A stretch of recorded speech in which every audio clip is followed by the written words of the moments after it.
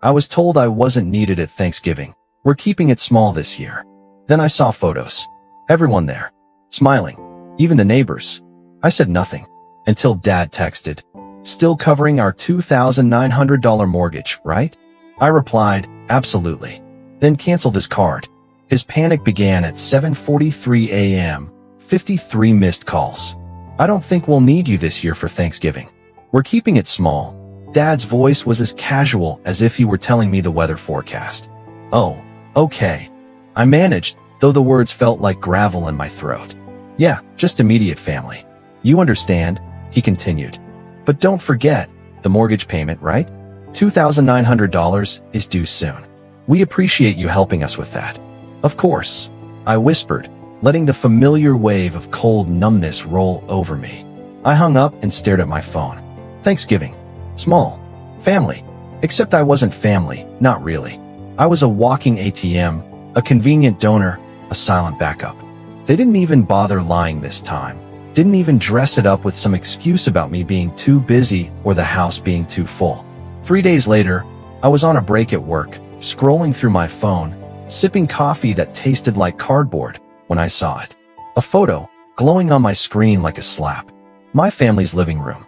The long, polished table set with roasted turkey, mashed potatoes, cranberry sauce, the whole spread. My mom, laughing, her wine glass lifted. Dad, red-faced and grinning. My sister, Sarah, leaning into her boyfriend, who had his arm around her. Even the neighbors were there. All of them. Together. Smiling. Everyone. Except me. My breath caught in my chest, turning jagged. For a moment, I thought maybe I was seeing things, a trick of the screen. But then I saw the caption. Thankful for family. Grateful for everyone who made it. Everyone. I didn't call. I didn't text. I didn't do anything. I just stared at that picture, at their faces, feeling that familiar pressure behind my eyes, the silent ache I'd lived with for years. At 7:43 the next morning, Dad's text came in. Hey, just confirming you're still covering our $2,900 mortgage, right? I stared at the screen. A question? No. A demand. An expectation. I typed back, absolutely. Then I opened my banking app, found the automatic payment for their mortgage, and canceled it. My phone stayed silent for exactly 4 hours and 19 minutes. Then it exploded. First a call, then another. 3, 5, 12, 20. By 8 p.m., the count had hit 53. I didn't answer a single one. I didn't need to. I knew exactly what they were thinking, but they had no idea what was coming. I let them stew in their own panic for a full day. 53 missed calls, desperate voicemails, even Sarah's pathetic Facebook post calling me selfish. But I wasn't done. Not even close. See, they didn't just forget about me. They used me. I was never part of their family. I was their insurance policy, their safety net. And now they were going to feel what it meant to lose that. The first strike was the mortgage. I'd been covering it for nearly 3 years. Dad lost his job, or rather, quit when his boss wouldn't promote him, and Mom's part-time job was nothing more than her selling overpriced essential oils to her Facebook friends. They never told me I was paying for the whole house. They just casually asked me for a little help with the mortgage. That little help turned into me paying $2,900 every single month. So I called the bank, asked to remove the auto payment. The agent was polite. Would you like to set a new payment date? No, I said. I'd like it canceled. 10 minutes later, a text from Dad. Hey, something's wrong with the mortgage payment. It didn't go through. Can you check on it? I ignored it, but I wasn't done. Mom had a credit card, one I co-signed because she needed it for emergencies. Those emergencies apparently included online shopping, takeout, and her bi-weekly spa trips. Balance: $3,700. I canceled the card. The bank would send her a notification. Then there was Sarah's car. A sleek, red SUV she bragged about to all her friends. A car I co-signed on because she promised she'd take over payments in a few months. Spoiler, she never did. I called the dealership, told them I wanted to initiate a voluntary repossession. Oh, sir, are you sure? I'm sure. 3 moves. 3 small cuts. But enough to start the bleeding. My phone stayed quiet for the rest of the night. Too quiet. Then morning came. 7:43 a.m. Dad again. First a call. Then another. 6 in a row. Then a text. This is serious. They're saying we're overdue. Call me. 8:10 a.m. Mom's turn. Her voice in a voicemail, shaky and desperate. Sweetheart, please, there's a mistake. The mortgage, it's past due. And my card, they said it's been canceled. Can you help us fix this? By noon, Sarah exploded in a group chat with me and my parents. Sarah, you did this. Didn't you? This is because you're mad you weren't invited. Me, what exactly did I do, Sarah? Sarah, don't play dumb. My car payment, they're saying it's going to be repossessed. Me, must be a mistake. Maybe you should try making a payment for once. The chat fell silent. But then I got a private message from her. You're just trying to hurt us back because you're upset. Always were. Jealous of me because mom and dad love me more. Go ahead, ruin everything. It's the only way you'll feel important. Jealous. The word hung in my mind like a spark near a gas tank. I tapped on her profile. Looked at the pictures. All those photos of her with my parents, all those vacations, birthdays, family gatherings I wasn't even invited to. I scrolled through, feeling the ache turning into something cold, something sharp. Then I found it. One of her posts, 2 weeks ago. Family is everything. So grateful to have real family around. Real family. The bile rose in my throat, but I forced it down. No more anger. Only action. I remembered something. Mrs. Carmichael, the nosy neighbor next door. She was always taking pictures at family events, posting them all over Facebook. So I sent her a friendly message. Hi, Mrs. C. Hope you're doing well. Did you get any nice photos at Thanksgiving this year? I missed out and would love to see everyone. She replied almost instantly, thrilled someone was interested. Within minutes, I had 7 crystal clear photos. My parents, laughing over the turkey. Sarah and her boyfriend cuddled on the couch. Even the neighbors, everyone was there. Everyone but me. Perfect. I saved them. Then I sent one to my mom, just the photo with a single text. Did you have a good time with your small family? She read it instantly. No reply. But the calls started again. Mom, Dad, even Sarah. I ignored them all. That night, I ordered pizza, opened a bottle of wine, and stared at my phone as it vibrated and buzzed with their desperation. They weren't sorry. They were scared. Because the one thing they feared more than losing me was losing my money. The next morning, Dad tried to turn the tables. Listen, enough games. We raised you. We sacrificed for you. This is how you repay us. I texted back. Raised me? Or used me? This isn't repayment. It's a refund. By afternoon, I got a new notification. Sarah had posted another status.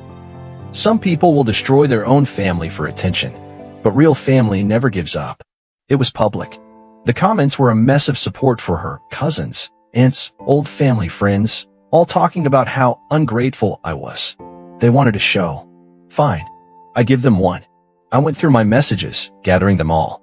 Every request for money. Every promise that it's just this one time. Every guilt trip.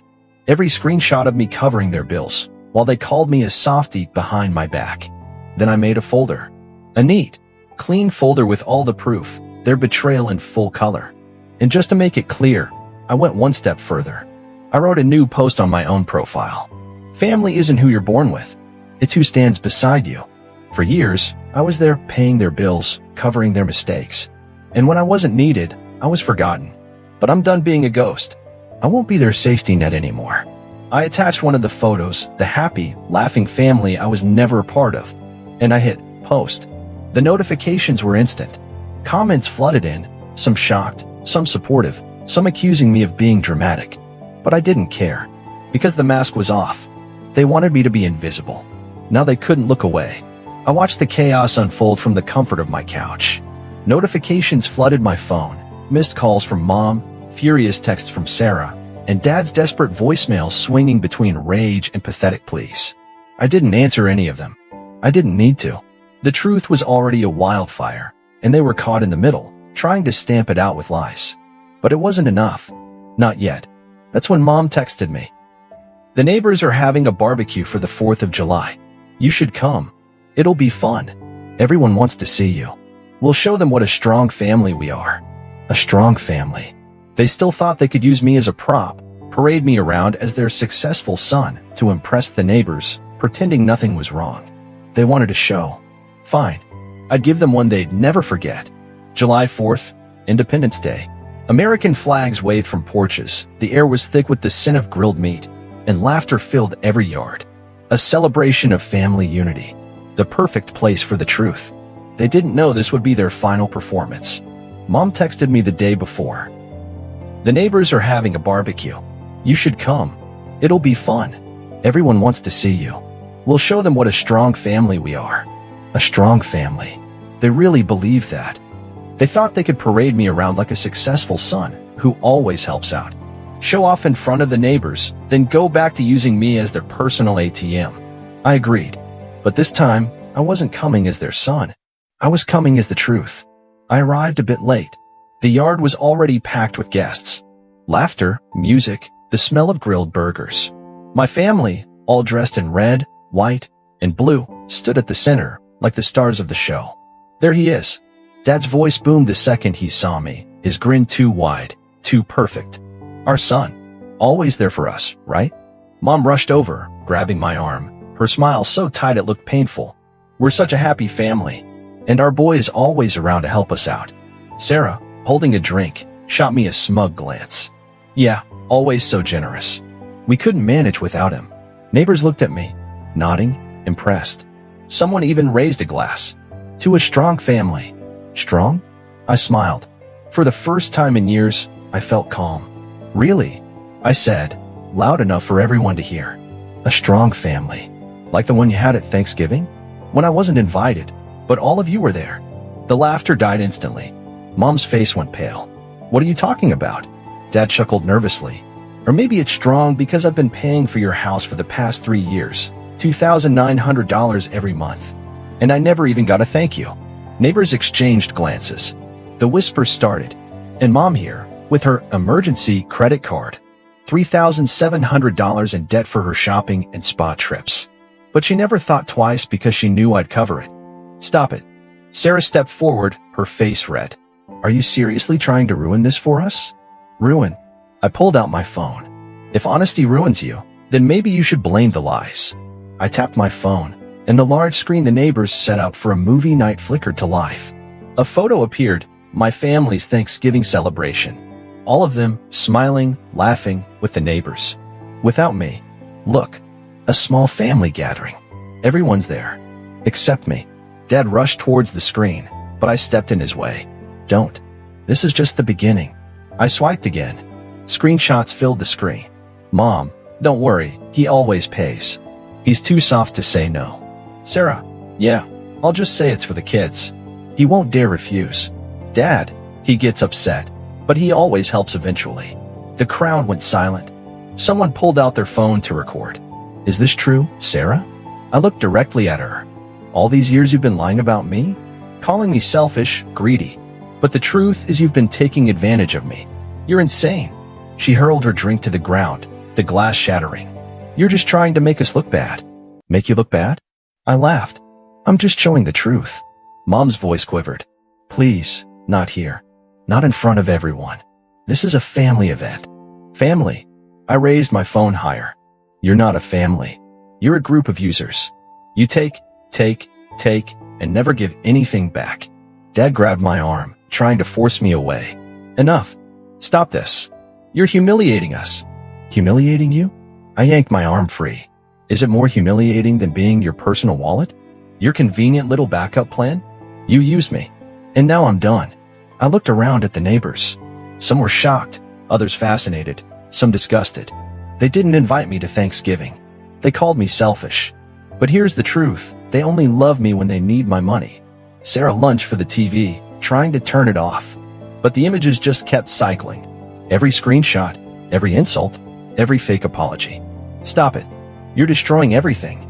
She screamed, her voice cracking. Yes, I am, I said, my voice clear. But I'm not destroying a family. I'm destroying a lie. Mom fell to her knees, grabbing my hand, her tears fake, her voice a desperate whisper. Please, we can fix this. We can talk. I leaned down, meeting her eyes. You can fix this yourselves. Without me. I turned and walked away. Behind me, I heard Dad shouting, Sarah crying, Mom begging. But none of it touched me. Not anymore. I walked past the wide-eyed neighbors, their whispers chasing me. Some were recording. Some just stared. But for the first time in years, I didn't feel shame. I felt free. Silence. That's what followed the barbecue. Not just in my phone, in their lives. I didn't hear from them for a week. Then 2. But I didn't need to. I knew exactly what was happening. Their house was drowning in unpaid bills. The mortgage, now back under their names, was past due. The utilities, disconnected one by one. The credit card mom used like her personal shopping spree? Canceled. The car Sarah drove, the one I co-signed for, was now in the dealer's lot, repossessed and ready for auction. They were crumbling. And I didn't lift a finger to stop it. Instead, I made a call. A simple call to the bank. Hi. I'd like to dispute the mortgage payments I've made for the last 3 years. I was misled. I paid them under the impression that I was a co-owner. But I'm not. The bank agent hesitated. Sir, that's a serious claim. We need to review the account. Please do. I have proof. And I did. Copies of the payments. Messages from mom and dad, calling it our house, asking me to cover our mortgage. Lies, all of them. 3 days later, I got a call back. Mr. Carter, after reviewing the case, we see significant misrepresentation. We can issue a partial refund of your payments as a settlement. I smiled. How much? $24,000. Perfect. Send it to my account. One win. But I wasn't done. Next, I called the credit card company. I need to report fraudulent use of a joint account. The other party made unauthorized purchases. They were surprisingly helpful. A week later, I received an email. The disputed charges have been reversed. $3,700 has been credited to your account. 2 wins. Finally, the car. I wasn't even planning on getting anything back for it. I just wanted Sarah to feel the sting. But the dealership called me. Mr. Carter, the repossessed vehicle has been auctioned. As a co-signer, you're entitled to a portion of the sale. After fees, your share is $4,200. 3 wins. In total, I got back over $30,000. Money I never thought I'd see again. But for them, it was a disaster.